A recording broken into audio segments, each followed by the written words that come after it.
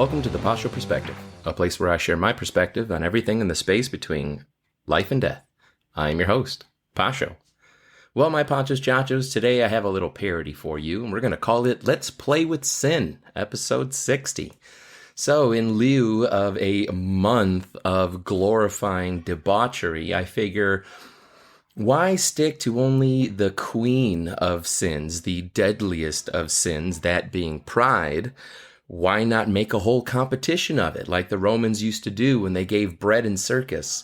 Instead of thinking about the actual problems, like our terrible southern border, like our influx of criminals, like our influx of fentanyl, like our almost being in World War III, instead of focusing on that, why not have some games that everyone in the nation can participate in? And so let's begin at the bottom. First, we have lust. So what could we do with lust? Well, I stole actually an idea from Aldous Huxley's book, Brave New World, where we could simply take a child, preferably younger than 1 year, and place them into a room and let them go at it and have orgies. Right? Because isn't that what all these perverted pedophiles want? And so give them their bread and circus. And then maybe they can make bets, right? Like the winner is the kid who has the shortest refractory period, or the girl who, has the most partners and body count. Second, we have gluttony, right? You gotta love gluttony. And so one was inspired by an Obama skit from Key and Peele, where Michelle Obama says something about worrying about kids collapsing their bunk beds. And so I came up with something I'm going to refer to as the twin bed competition. You're going to take two of your siblings, if you have them, otherwise your parents or somebody blood related in your family. They are going to sit in the opposite team's bottom bunk. And meanwhile, the opposite team's loved ones and family are going to be underneath you and your partner.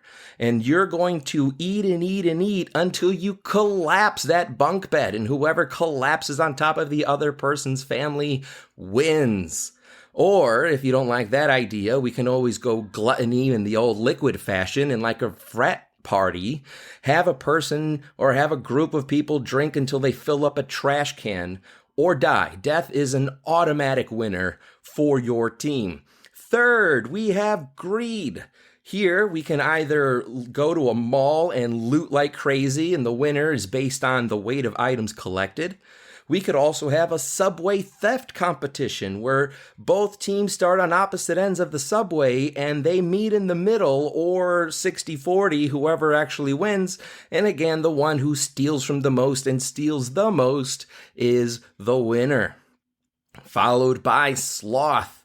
Here we can take two people, strap them in a seat like a Clockwork Orange, helmet on, eyes always open, droplets placed to keep them moisturized, and force them to watch violent videos, rape, sissy porn, all of those perverted things, drag dances with children. The first person to cry loses, right? Because sloth is absolute apathy for your fellow man. And so it shouldn't bother anybody that they are suffering, right? What is our response? Take out a cell phone. Don't actually help the person, but make sure it's on video so they could have that shame for the rest of their life. Wonderfully done.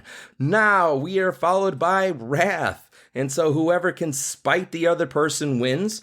We can introduce people you don't like, and the person who exacts the most revenge on that person, such as doxing and slander and other physical harm, wins. Now we have envy, right?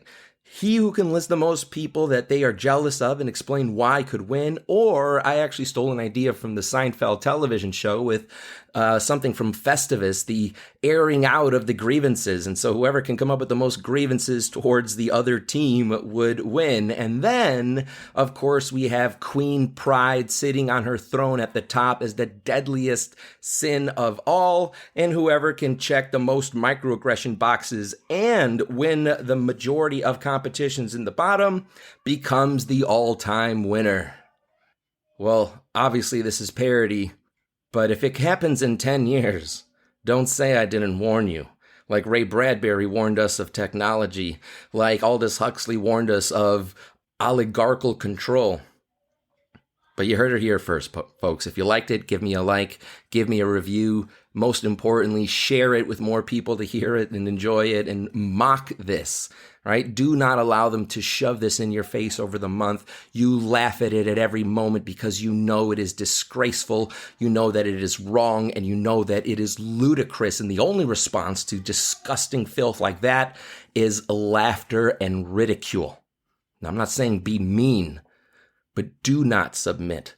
Do not give in like that coward from Toronto who first spoke truth and said that we need to boycott all of these perverts and then bent the knee and said, oh, I'm so happy. And they're still calling for his neck. Don't ever apologize. Don't ever take the knee to any of these people. You stand for what is right. You read the book. You know how it ends. You know what's important.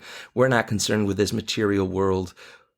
We know God always wins. Well, thanks for spending some time with me, guys. I'll talk to you next week. Bye-bye.